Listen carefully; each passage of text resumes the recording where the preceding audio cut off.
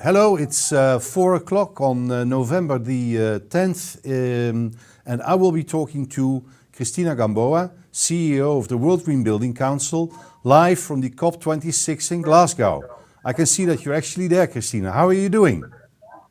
Indeed, thank you very much. Yes, hello. Hello here from the Climate Action Zone. You're not tired or you're not anxious, or what is happening over there?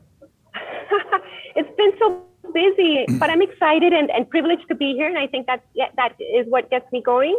Mm-hmm. There's going to be over 140 events about the built environment at this COP, and that's really exciting to see. And also, we've worked 18 months to prepare for cities, regions, and built environment day, so it's really, really exciting. It's only around 3-4 more days until the closure. What's the atmosphere like? Is it anxious, or are people just tired, or are people excited? What is happening? I think it's mixed. You know, today I saw in the cloakroom that the closing time to reclaim is 3:30 a.m. So actually the negotiators are going long hours. Whoa. And I would say the atmosphere is mixed because even though we're celebrating business leadership, there's a lot of commitments, right? There's a lot of pledges and initiatives. Now we know it's just the beginning, right, to deliver on halving emissions by 2030 and delivering sustainability. So the atmosphere is actually kind of, I would say, sobering. You go into the blue zone and you also see young people, indigenous people, 200 nationalities, and they all want their voices to be heard. Yes. So I guess it is a stark reminder of all that people that are being right now impacted by climate change, and that we need to be listening also to voices outside the room and going into the venue. It's pretty busy. So it's like sobering. We know the responsibility, but there's a lot of voices here. I'm actually going to show you something. These are the protest signs of my children who were in Amsterdam last Saturday. There was a big climate march, some 50,000 people. I heard there's also a climate march in Glasgow. Do you get anything about what is happening outside, how people are anxious to get news?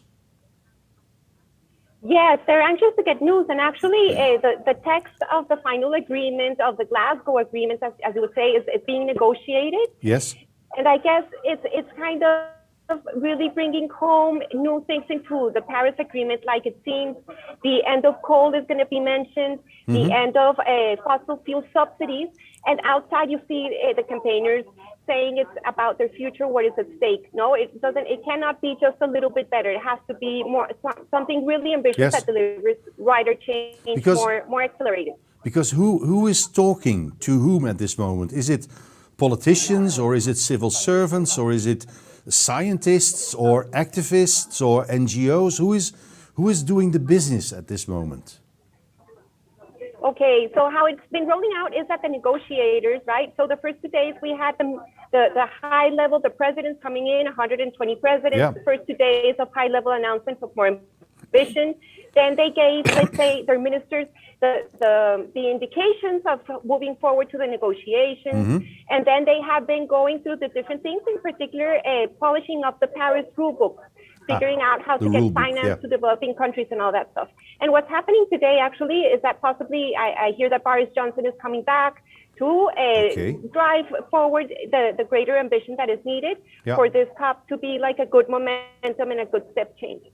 About 10 days ago we talked, and then we said actually financing this whole climate change conference, actually financing everything we want to do. 100 million is needed every year. Is that coming any closer?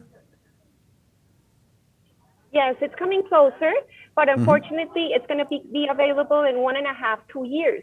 There's a lot of things that have to be figured out, how that money really goes into climate action and to those that need it most in impactful projects. So philanthropy here is playing a big role on how to unlock that ambition, but there's great announcements and great progress, and I think it's going to be more hopeful, the outcome for developing countries.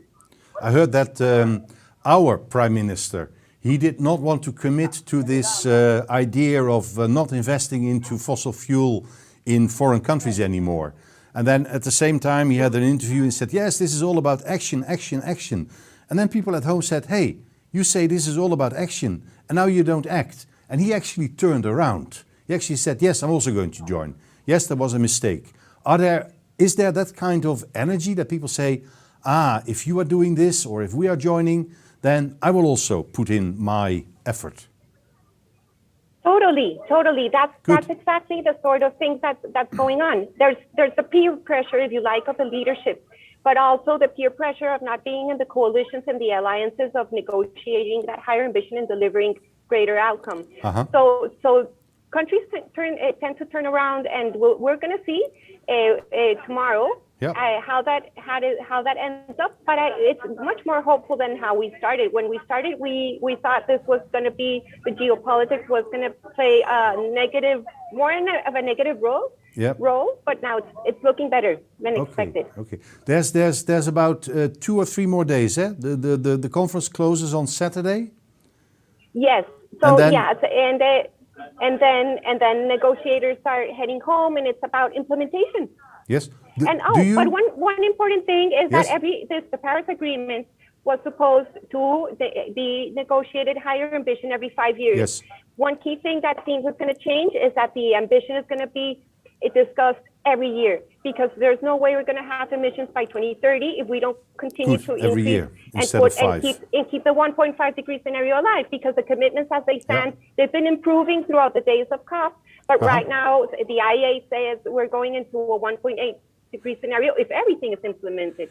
So we need to keep on pushing so that really becomes a reality. Thank you very much for the time that you took to spend with us for just 10 minutes to give us a flavor of what is happening. I'm looking forward to seeing the result like everyone, and we will be having one more chat in about 10 days from now, 12 days, where we hope that we can digest what has happened in Glasgow, and that we can sit back in a relaxed atmosphere and say, hey, what did this actually deliver?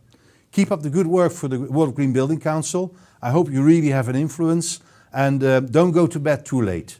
That's going to knacker you. Okay? Yeah, will do. Okay. Will do. Thank you. Bye-bye, Cristina. Bye-bye. Bye. Bye-bye. Bye from Glasgow. Okay. Ciao, ciao.